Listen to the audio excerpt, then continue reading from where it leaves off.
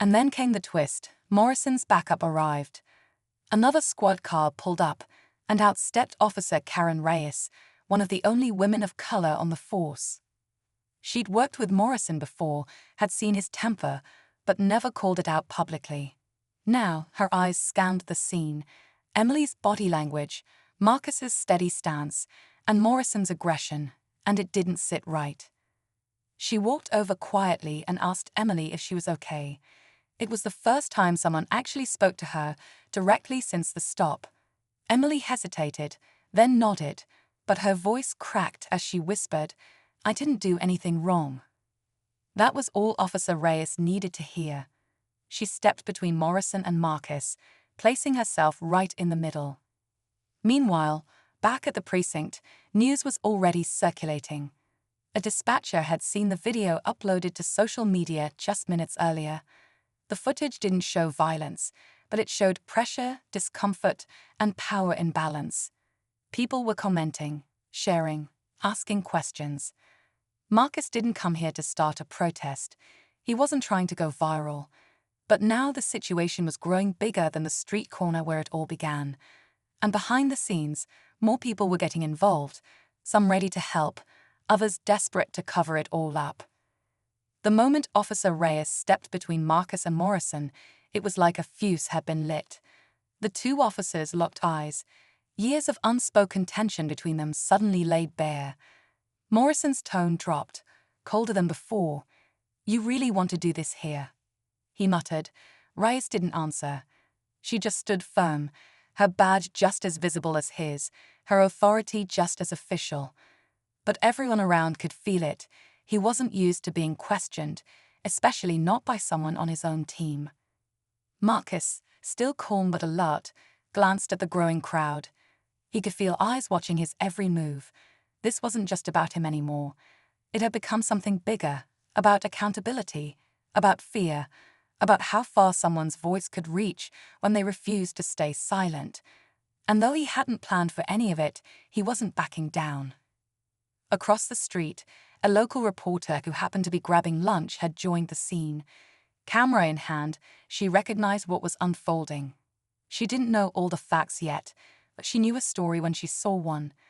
Her camera was rolling, quietly capturing the rising tension between law enforcement, community, and the truth that hung somewhere in between. Inside the precinct, phones were ringing. The police chief was pulled from a meeting after being tagged in multiple social media posts. Some clips showed Marcus simply standing there. Others focused on Emily's expression, her eyes darting, her body language shrinking. The chief knew this wasn't going to go away quietly. He made a call. Back on the scene, Morrison's voice rose as he ordered Marcus to leave or face arrest. But before anyone could move, Emily finally spoke up, her voice shaking but loud enough to carry. "He didn't do anything. You scared me." The words hit like a wave. Morrison turned toward her, startled. Reyes slowly reached for her radio. The crowd edged closer, unsure of what would happen next. And in that one fragile moment, with cameras recording, radios buzzing, and silence pressing in, something was about to snap. The air felt like it had been sucked out of the street. Emily's voice had cracked through the noise, but what came next no one saw coming. Just as Officer Reyes brought her radio to her mouth to call in the situation, another voice came through the crowd, sharp, confident, and completely unexpected. "She's not the first. I've been waiting for someone else to speak up." A woman, maybe late 30s, stepped forward. Her name was Denise Holloway, a local school counselor known for staying neutral, keeping to her work. But now, all eyes turned to her as she looked directly at Officer Morrison. The silence broke again, only this time it didn't bring relief. It brought chaos. Denise's words cut deep. She claimed she'd filed a complaint years ago. Nothing physical, she said, but Morrison had targeted her teen nephew during a stop, using discretion to intimidate and humiliate. Her complaint was buried. She was told there wasn't enough evidence, and just like that, a second layer peeled back. This wasn't about one girl or one moment anymore. It was about a pattern. Marcus turned slightly, his eyes meeting hers. This was what he feared, and what he hoped for at the same time. The truth finally starting to crack through the silence. More people in the crowd started murmuring. A few others nodded, quietly at first, then louder. Names were mentioned. Incidents people thought they had imagined or dismissed. It wasn't just about racism or power anymore. It was about a whole system built on fear and silence. It all started on a hot summer afternoon, the kind where time feels like it slows down and the world seems a little too quiet. In a small town where everyone knows everyone's business, trouble often hides in plain sight. No one expected what was about to happen outside that corner diner, a place that usually served nothing more than coffee, gossip, and the occasional slice of pie. But on this day, something happened that would change how people looked at their town forever. Officer Dale Morrison was known by most as a no-nonsense cop, stern, cold, and rarely questioned. But beneath that badge, some say there was something darker. That day, he pulled over a young white girl, Emily, just 17 and scared out her mind, for what he claimed was a routine stop.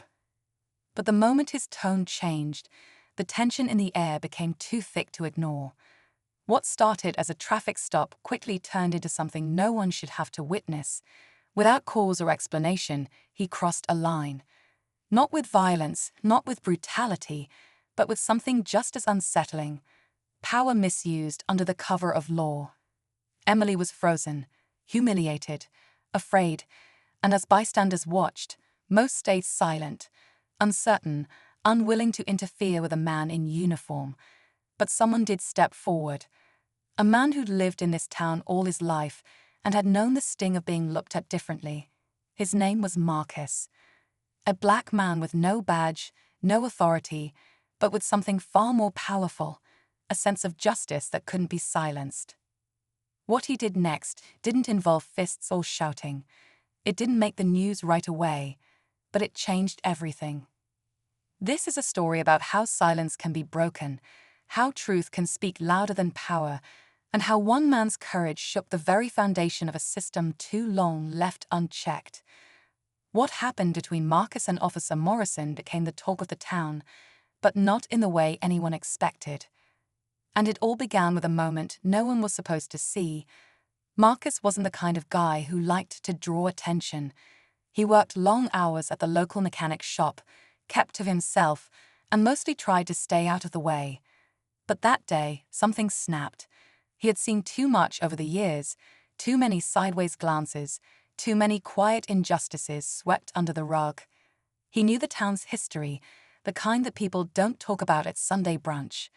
So when he saw what Officer Morrison was doing, how Emily's face turned pale, how her hands trembled, he couldn't pretend it was just another bad day.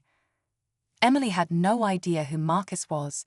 She'd only seen him in passing, maybe at the gas station or walking his dog. But in that moment, as her eyes searched for someone, anyone, to help, he stepped forward, not yelling, not making a scene, just firm, clear, and calm. He asked a question that cut through the heavy silence. Asterisk, is everything okay here? Asterisk. The words hung in the air like a challenge.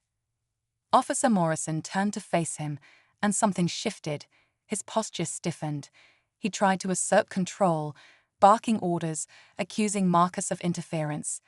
But Marcus didn't back down. He didn't raise his voice. He just kept standing there, eyes steady, refusing to be intimidated. What most people didn't know was that Marcus had once dreamed of becoming a cop himself. Years ago, he passed all the tests. But when it came time for interviews, the door quietly closed. No explanation, no follow-up, just silence. He never forgot that. And now here he was, face to face with the very kind of officer he'd sworn he'd never become. People began to gather. Whispers grew louder. Phones were out. Some recorded, unsure of what they were seeing. Tension rippled through the crowd like a storm about to break. And as Marcus stood his ground, no one could have guessed what Officer Morrison would do next. Officer Morrison's jaw tightened as he stepped toward Marcus, his hand hovering near his belt, not on his weapon, but close enough to send a message. The crowd held its breath. Emily, still frozen beside her car, looked from the officer to Marcus, her eyes wide with a mix of fear and disbelief. She hadn't asked for help, hadn't said a word, but something in her expression told Marcus he had made the right choice by stepping in.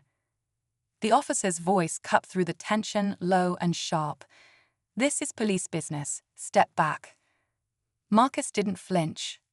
"She looks scared. That's everybody's business." That one sentence was like lighting a match. Whispers turned into hushed conversations. A local bakery owner standing nearby muttered, "He's right," under her breath. A young college student hit record on her phone just in case. The energy in the air had changed. People weren't just watching. They were asterisk witnessing asterisk something. Officer Morrison's face was pale now, his voice quieter but laced with panic. "This is a setup," he barked. "You're trying to take me down." But his words didn't land the way they used to. His badge no longer gave him the shield it once did. Then, another twist.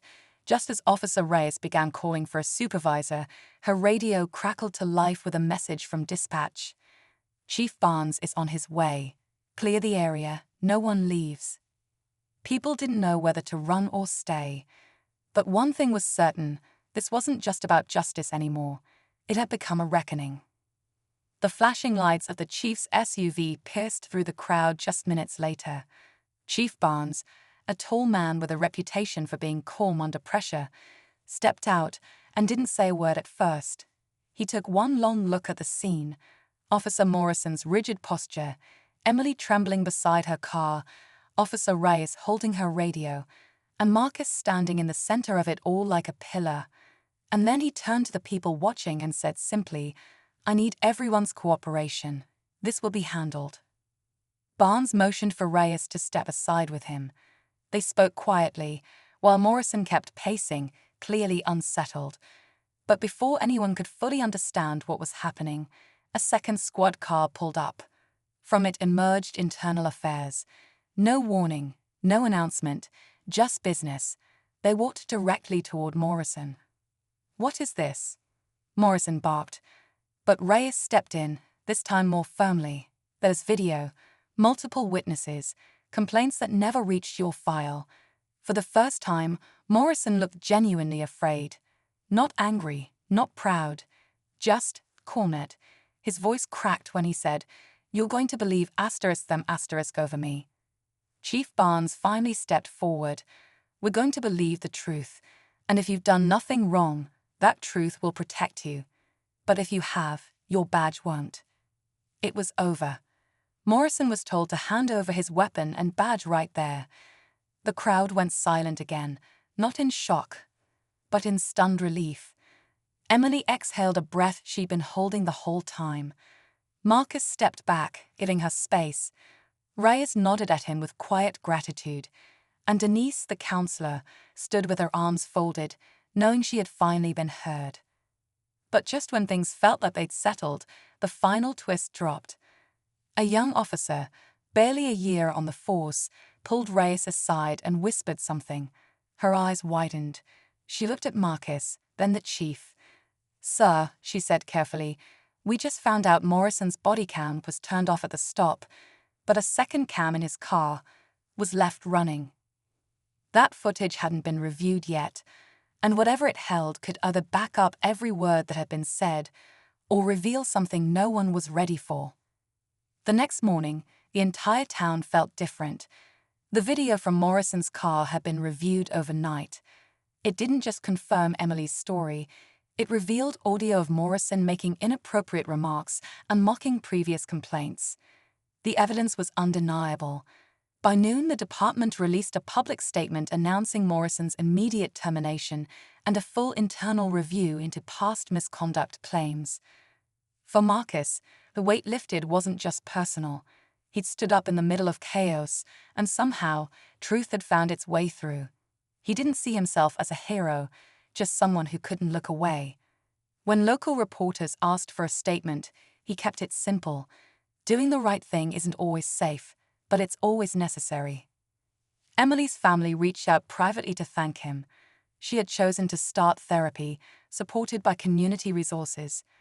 She also made the brave decision to speak at a youth town hall about what happened, not to relive the trauma, but to remind other young people that silence doesn't have to be their only option.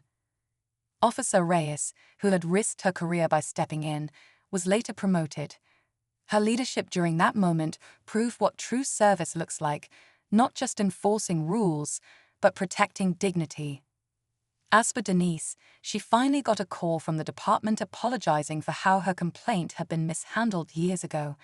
It wasn't perfect justice, but it was a start. The town itself changed too. Policies were rewritten.